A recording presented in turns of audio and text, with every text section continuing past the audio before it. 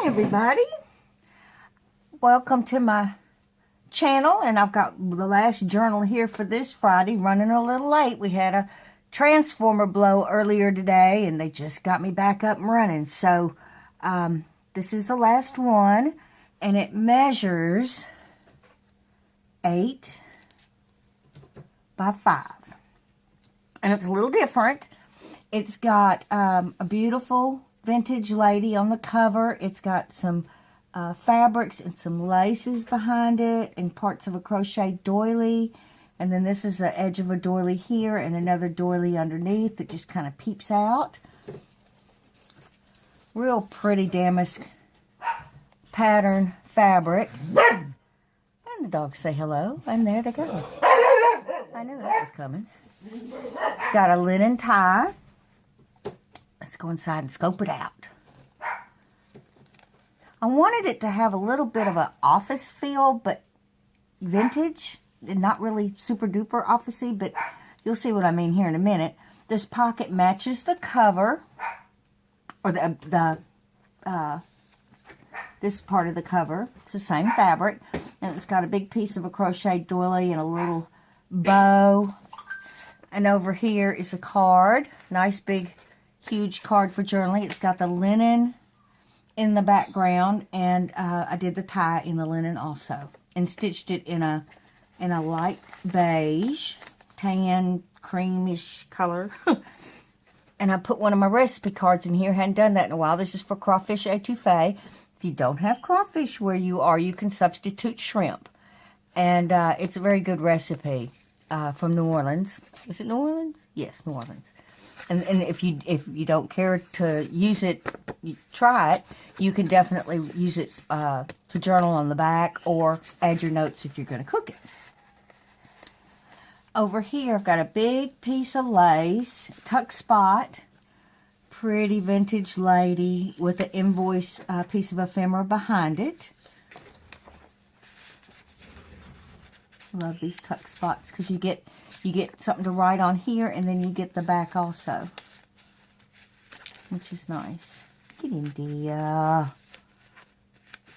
Okay. And then a big piece of lace running down the edge there. Over here, I used a punch that I have to make it look like it was torn out of a book, stitched around the edge, and then added this with a piece of fabric here, so this flips over. A little book page I gessoed on it so that you can write on it. It's kind of lightened up the words a little bit. A piece of lined paper here with the stitching around it. Excuse me. This has got a book page here with a image of some vintage girls and a little tag. You know, you may want to put a little note on. And then this is made out of a book page with different laces and fabrics and a yarn flower with 2 cards inside.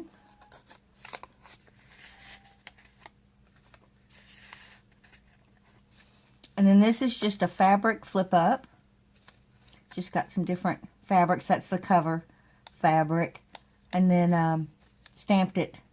I had a image that I thought was really close to that pattern, so I used that and then stitched across the top. Nice place for writing. This is from a book. I left the date here. It says February 1948. It's a music book magazine. It has music in it too, but it's like a magazine also. And, Exalts Life. Exalts is the name of the magazine. So I left it as it is. That's the natural aging. I didn't do anything to it. And inside, it has 2 tags with all kinds of laces and fuzzies. And another tag here. And then you have this space back here. But it's a double pocket. It's got a bar in there so that they will stay separated.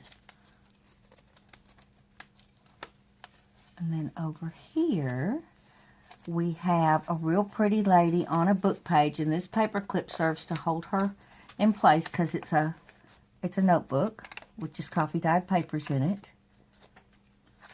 And the page has been gessoed, and to kind of lighten it up a little bit. I want to make sure I missed that pocket. Over here is a piece of graph paper with a little, has really faint lines on it, and a vintage image here with a little label at the top, and of course the stitching going around. Over here, I've got some, used some different images too in this one. This is a pretty image, and it's got an invoice in the background, piece of ephemera, and then a little pocket with some cheesecloth and laces and seam binding with 2 cards inside. Another book page, some blank pages for writing. A little pocket here with a stamped image that's a piece of denim over a part of a napkin, and then it's got a crochet doily with an invoice behind it that's been stitched around, and a vintage image of a lady with her children doing laundry.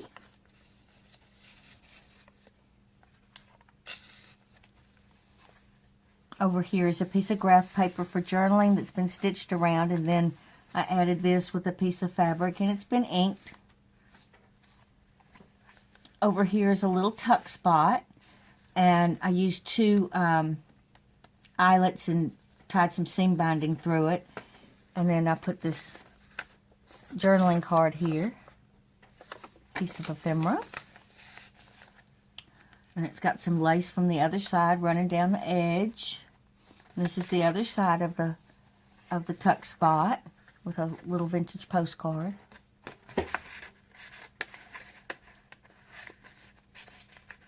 Oh, you know I have to have it sitting right. Get in there. That's how I want it. Over here is, this could be used as a, I'm going to take this off and the pieces on the back are going to fall off because it's holding it. But you could use this as a bookmark for any page, you know, and just put one of those up there or something. But it comes off. And it goes back on. Okay, Wendy. You'll have to excuse my fumbly fingers. I have issues. Really? Come on. See, it opens like that. And I'm sure you can do it a lot better than me. Alright. There we go. And then some lined, not lined, but strip stamp paper for journaling. And over here is part of a book page and a little tag. I want my bird sitting pretty. And over here, I had this card stuck up under here. You could flip it over and use that one if you want it. Over here is another tuck spot with a file folder end and a ticket that's been stamped and sewn on. A piece of ephemera and stitched all the way around with a pretty lady and a little card for journal. I heard the dogs barking in an unusual location. I bet you they're barking at the Swepco people. Little piece of paper here with the punched out edge and the stitching, and a piece of ephemera attached with some fabric. Over here is a newspaper print with the stitching and ladies in a tea parlor. And then this is a embossed pocket with lace and part of a doily and a little flower. I can see I'm going to have to go out there and beat Cooper. He's just barking like a crazy man. But that's my boy. And I love him. Y'all, I wouldn't beat him. I threaten to beat him all the time, but he knows I don't do that. I want you in there. Get in there. Get in there. Thank you. And over here is another invoice. They're all different invoices. A lady reading a magazine with a little cloth pocket. And that's a piece of ephemera from my catalog. And I put a card in there. Can y'all hear these dogs? Are they not going crazy? Over here I use that punch again. This is the Natural Coffee Dine. Got some stitching running down here. A little card with faint lines. And a beautiful, that dress is stunning. Some lined paper here. Part of a book page and a tag. And over here is some lace with some lined paper and the coffee staining with the stitching going around. And I put this little lady on top of this newspaper print, and then you can journal on the back. I'm fixing to take that clip off here in a minute. Here's another booklet. And it's got a real pretty image, probably of a governess and her student. And it's just coffee-dyed papers. And the clip serves to hold everything in its place so it doesn't do the flippy-floppy thing. Let me put that card back.